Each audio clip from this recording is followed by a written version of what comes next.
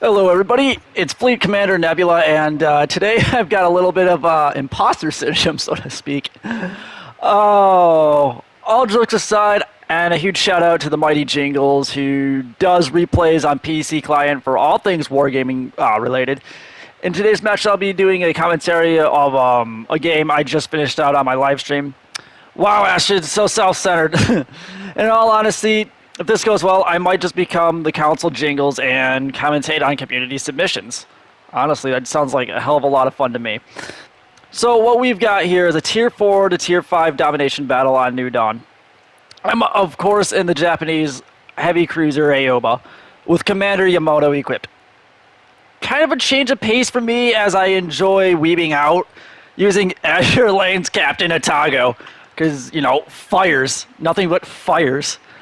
A little bit about the Aoba class cruisers. Oh, English is tough. They were in service from 1927 to the end of World War II. Only 2 were ever built. It had a speed of 34 knots or 63 communist miles an hour. Oh, Astrid. It had a speed... Right, we already went over that. Jesus, dudes. It's like... You can't even do commentary right. It had 6 8-inch Mark 1 50 caliber guns and 4 4.5-inch 45 caliber guns, complete with 24-inch torpedo tubes that are Type 93 Japanese, structured in a 2x4 fashion. It only had 3 inches of armor, essentially making it Japan's sailing citadel. So. That's a little bit of that background knowledge onto the actual, onto actually what we're doing here. So, right here, we're just going to try to ignite Nevada on fire. I know I was firing at the Beyondie. Previously, we've got the Geopard. I believe they have Geopard on the other side. There's a fire. Gotta love cruisers setting fires behind rocks. It's such a dick move. Like, this is why CVs were introduced, so this shit wouldn't happen. But it still happens. Oh, and there's the Russian heavy cruiser Beyondie. It's weird because the heavy cruisers get introduced in this game at Tier 4. But they don't really become prevalent until like Tier 6. And Beyondie is just going to get lit up there, and... yeah, he's just about dead there. And while on our side, Udachi does score a kill for himself, but... Or Man does score a kill for himself, but our Udachi does follow up. And Nevada is just gonna do Nevada things, just sit behind a rock. Nevada, you're not a cruiser. What are you doing? Silly Tier 4. Monaghan over there getting the Amélie Breton. See, I'm French Canadian, but I don't know how to pronounce the French words. French is a language, chat. It is a very tough language. Then again, you're over here listening to me speak English. Area C has been captured by us, and they're just finishing up capturing Area A over there. I think in this game there is another destroyer that was just sitting AFK. It was either this game or the game that I was playing Gady in. No, I think that was the last game that I played on stream, which was with Gady. All ships are active in this one. And B still has yet to be captured, oddly enough. Usually you'd see destroyers just stockpiled toward B. This Nevada's just going to keep getting lit up. And, yeah, I kind of kill stole here, but all's fun in the art of war. Get a little bit of a fire action and destroy the Nevada there. Nevada is actually Tier 4 on Legends. So a little bit about Legends, if you're coming over from the PC client here to watch this kind of stuff. Tiers 1 through 3 are exactly as they are on PC. So if you know a Tier 1 through 3 ship, it's going to be the exact same thing. Where stuff starts getting a little bit more funkier is at Tier 4. Because it's split between what Tier 4 actually is on the PC client, and then they up some of the tier 4 ships from PC to tier 5, and some of the tier 5 ships to tier 6, 7, or the tier 5 ships, excuse me, on the Legends client is what would be resembled by tier 6 and 7. So it progressively goes up. So your tier 6 ships on here are 7 through 8. And then your top of the line ships, which are your tier 7 ships, they are going to be anywhere between 8 and 10. With the exception of a few ships. That is. We do have something called the Bureau in Legends, which is how you unlock some of the more legendary ships, so to speak, and some of the more harder hitting ships. So Oklahoma is a tier 4 that you can get through the Bureau. California is a tier 5 that you can get through the Bureau. However, there are ships that are above level 7 that you can get, like Yamato, Worcester, Grozer Kurfürst. There's just a bunch of stuff.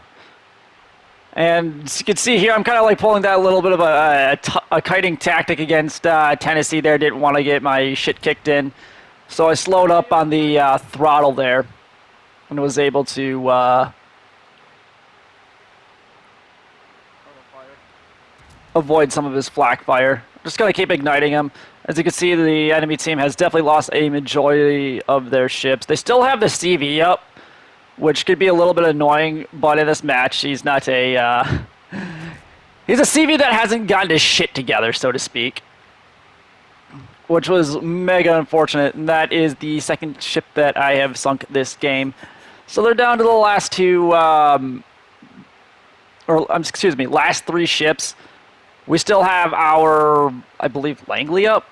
Not Langley, Ranger. I believe that's what we were flying. Oh, no, that's Vezzer. My bad. It's like you play this game, you think you'd know the ships that you're playing in. And Mayan just decides that he doesn't know how to play with torpedoes. Probably has Dewey as his captain.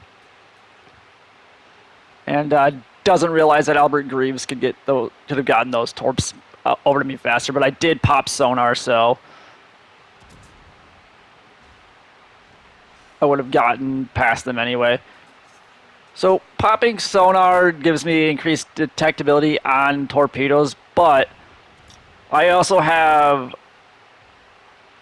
increased detectability of destroyers with sonar. I'm surprised this Hatchisharu didn't, or Hatcharu, how the fuck do you pronounce this ship's name?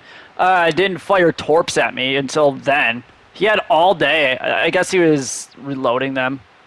Or they were in reload mode or something. I don't know. And he gives up right here. He's like, I don't know what to do. I give. All my teammates are just like floundering their shots. And I'm like, you know what? I'll take it. Give it to me. And that is actually ship number 4 that I sank. So I need one more for the Kraken, and I realize it right here. So I kind of go into like this flight or fight mode. And I'm like, where in the mother truck is that damn CV at? If you guys don't know about the CVs in this game, there are no such thing as rocket attack planes. So they made them so you have to go with the torpedo or HE bombers. A lot of people still haven't figured out how to make those work, including myself. I'm currently working on the American side, so you got the Langley, the Ranger, and then Lexington at tier 7. They're not going to introduce any like the big ship or the major ships such as Graf Zeppelin, Manfred von Richthofen, Midway, Shokaku until all the CVs are in play. Right here, I thought he was torping me, but I didn't realize that his planes were actually landing. Our DD over there is going to be capturing, just premeditatively firing, because that's just the general direction he's going to go in. And I didn't even realize this at the time, but 36 36 shots, 10 fires. Like, RNG was with me with fire today. A lot of the times in this game, you're going to be very much hard-pressed to find that fires are set via RNG shots. Which Wargaming does need to get better about, or at least on the Legends side. I don't think there's a direct way that they can patch it, or a direct way that they know how to make sure that there is a guaranteed fire. I believe it's the same on the PC client, if I'm not wrong. But anyway, I'm just going to keep firing at this Vezir until he sinks. Yeah, as you can see, the score is 793 to 185. So right here, I'm pretty much on a ticking clock to get the crack in here. This Vezir is just going to attempt all he can to torp me. I don't think he actually lands a shot, believe it or not. So I'm going to go ahead and fire my torpedoes at him. Japanese torpedoes in this game, by the way, are insane. Let me just tell you. If you have Tanaka as an inspiration or as your main commander on a Japanese destroyer, or any destroyer that is, it's lights out. It's an increased damage buff that is just... It needs to be nerfed, in all honesty. I know that's going to get all the Japanese destroyer mains all pissed off at me, but in all reality, it's just insanity. I don't know how the hell the Vezir missed those shots. He did get clear skies, by the way, which is shooting down a number of aircraft. You're going to see what this torpedo does to him, that middle one. It's just devastating. And I know what you're saying. Neb, that's a CB. They don't have any armor. Well, let's just say if I was playing a destroyer, it would have killed him.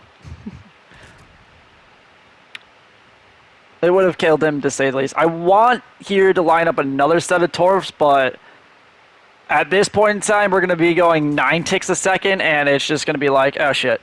So this CV right here, is going to go ahead and torp him.